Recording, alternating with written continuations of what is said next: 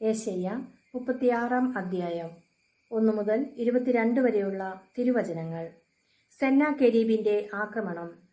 ഹെസക്കിയ രാജാവിന്റെ 14 ഭരണവർഷം അസീറിയ രാജാവായ സെന്നാകെരീബ് യൂദയായിലെ സുരക്ഷിത നഗരങ്ങളെല്ലാം ആക്രമിച്ച് പിടിച്ചടക്കി.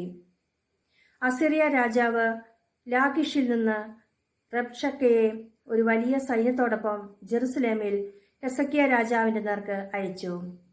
അവൻ അലക്കുകാരന്റെ വയലിലേക്കുള്ള പെരുവഴിയിലുള്ള മേൽക്കളത്തിന്റെ ചാലിന് അരികെ നിലയുറപ്പിച്ചു. അപ്പോൾ അവന്റെ അടുത്തേക്ക് ഹിൽക്കിയായുടെ പുത്രനായ എലിയാക്കീം എന്ന കൊട്ടാര വിചാരിപ്പുകാരനും ഷബ്ന എന്ന കാര്യവിചാരകനും ആസാഫിന്റെ പുത്രനായ യോവാഹ് എന്ന ദിനവൃത്താന്ത ലേഖകനും ചെന്നു. റബ്ഷക്കെ അവരോട് പറഞ്ഞു, ഹെസക്കിയായോട് പറയുക, മഹാനായ അസീറിയ രാജാവ് പറയുന്നു, നിന്റെ ആത്മധൈര്യത്തിന്റെ അടിസ്ഥാനം എന്ത്? വെറും വാക്ക് യുദ്ധതന്ത്രവും യുദ്ധത്തിന്റെ ശക്തിയും ആകുമെന്ന് നീ വിചാരിക്കുന്നുവോ? എന്നെ എതിർക്കാൻ തക്കവിധം നീ ആരിലാണ് ആശ്രയിക്കുന്നത്? ഈജിപ്തിനെയാണ് നീ ഇപ്പോൾ ആശ്രയിക്കുന്നത്. ഊന്നി നടക്കുന്നവന്റെ ഉള്ളംകൈയിൽ തുളച്ചു കയറുന്ന പൊട്ടിയ ഓടത്തണ്ടിന് തുല്യമാണത്. ഈജിപ്ത് രാജാവായ ഫറവോ തന്നെ ആശ്രയിക്കുന്നവന് അത്തരത്തിലുള്ളവനാണ്. ഞങ്ങളുടെ ദൈവമായ കർത്താവിലാണ് ഞങ്ങൾ ആശ്രയിക്കുന്നത് എന്ന് നീ എന്നോട് പറഞ്ഞാൽ, നിങ്ങൾ ഈ ബലിപീഠത്തിന് മുൻപിൽ മാത്രം ആരാധന നടത്തിയാൽ മതി എന്ന് യൂദയോടും ജെറുസലേമിനോടും പറഞ്ഞുകൊണ്ട് അവിടുത്തെ പൂജാഗിരികളും ബലിപീഠങ്ങളുമല്ലേ ഹെസക്കിയ നശിപ്പിച്ചത്? എന്റെ യജമാനനായ അസീറിയ രാജാവുമായി പന്തയം വയ്ക്കുക. നിനക്ക് വേണ്ടത്ര കുതിരപ്പടയാളികൾ ഉണ്ടെങ്കിൽ ഞാൻ 2000 കുതിരകളെ തരാം. രഥങ്ങൾക്കും കുതിരപ്പടയാളികൾക്കും വേണ്ടി ഈജിപ്തിനെ ആശ്രയിക്കുന്ന നിനക്ക് എന്റെ യജമാനന്റെ ഏറ്റവും ചെറിയ ദാസന്മാരിൽപ്പെട്ട ഒരു സേനാനായകനെയെങ്കിലും തിരിച്ചോടിക്കാൻ കഴിയുമോ? കർത്താവിന്റെ സഹായമില്ലാതെയാണോ ഈ ദേശത്തെ നശിപ്പിക്കാൻ വേണ്ടി ഞാൻ പുറപ്പെട്ടിരിക്കുന്നത്? കർത്താവ് എന്നോട് അരുളി ചെയ്തു, ഈ ദേശത്തിന് നേരെ ചെന്ന് അതിനെ നശിപ്പിക്കുക. അപ്പോൾ എലിയാക്കീമും ഷെബ്നായും യോവാഹും കൂടി റബ്ഷക്കയോട് പറഞ്ഞു, നിന്റെ ദാസന്മാരോട് ദയവായി അരമായ ഭാഷയിൽ സംസാരിക്കുക, ഞങ്ങൾക്കത് മനസ്സിലാകും. കോട്ടയുടെ മുകളിലുള്ള ജനം കേൾക്കെ ഞങ്ങളോട് ഹെബ്രായ ഭാഷയിൽ സംസാരിക്കരുത്.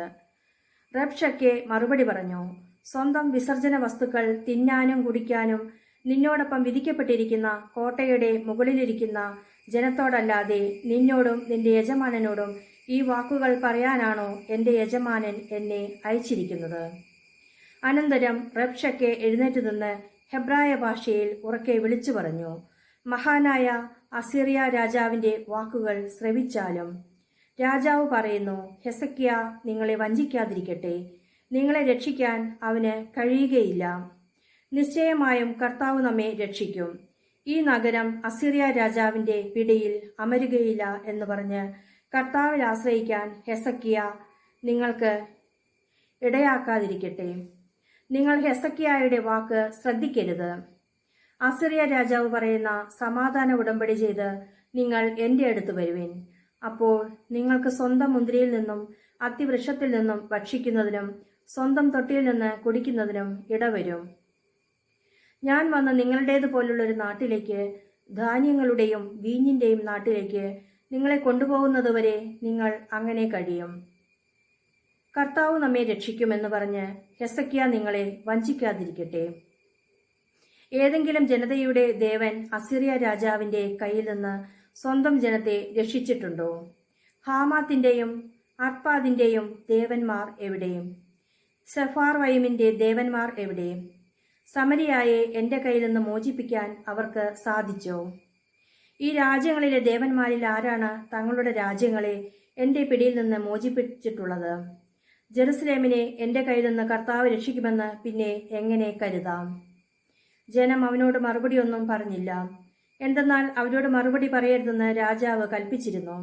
അപ്പോൾ ഹിൽക്കിയായുടെ പുത്രനും കൊട്ടാരം വിചാരിപ്പുകാരനുമായ എലിയാക്കീമും കാര്യവിചാരകനായ ഷബ്നായും ആസാഫിന്റെ പുത്രനും ദിനവൃത്താന്ത ലേഖകനുമായ യോവാബും ഹെസക്കിയായുടെ അടുത്ത് മടങ്ങി വന്ന് വസ്ത്രം കീറിക്കൊണ്ട് റബ്ഷക്കയുടെ വാക്കുകൾ അറിയിച്ചു.